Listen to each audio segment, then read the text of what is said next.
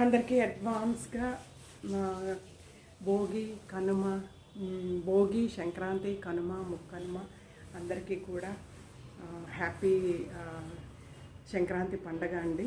And అలాగే ఈ రోజు నుంచి ఏంటంటే మంది కొంచెం పొంగల్ అయితే స్టార్ట్ అయింది. కూర్చున్నాను, పొంగల్ అయితే స్టార్ట్ అయింది. ఇంకా ఈ రోజు నుంచి బట్టలు ఇవన్నీ ఇప్పుడు ఏంటంటే మనమైతే నేనైతే బట్టలు అవి అయితే మాత్రం ఇంట్లోనివే కాబట్టి అలా వెళ్ళిపోతున్నాయి మనవి.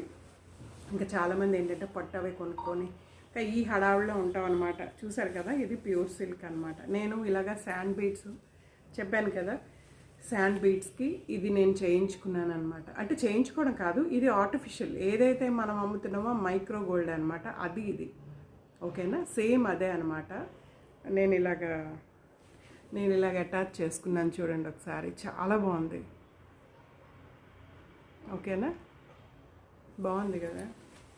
దీని ఇయర్ రింగ్స్ అయితే మనకి పెద్ద వచ్చాయి కదా, మనకి పల్చగా ఉంటాయి కాబట్టి మనం పెట్టుకోలేము, అందుకని ఇలాగ పెట్టుకున్నాను. ఇప్పుడైతే పిక్చర్కి వెళ్తున్నాను అనమాట. మా అల్లుడు పాప వాళ్ళు వచ్చారు కదా, చెల్లి వాళ్ళ పాప అల్లుడు వాళ్ళు ఏంటంటే పిక్చర్కి తీశారు, అందుకని పిక్చర్కి వెళ్తున్నాను. ఇగోండి ఓకేనా, ఇది శారీ అంతా ఇలా ఉంటుందన్నమాట ఓకేనా. అందరు కూడా చాలా మటుకు అందరూ కూడా ఎంజాయ్ చేస్తున్నారు పండగలకి వెళ్ళిపోయి. ఎందుకంటే చాలామంది ఇప్పుడు విమల కూడా రెస్ట్ తీసుకుంటుంది, ఎందుకంటే వాళ్ళ పాప వాళ్ళకి బట్టలు కొనాలి ఇవన్నీ. అందుకని రేపటి నుంచి ఇంకా సండే అలాగా క్లోజు, ఈరోజు సాటర్డే వరకు.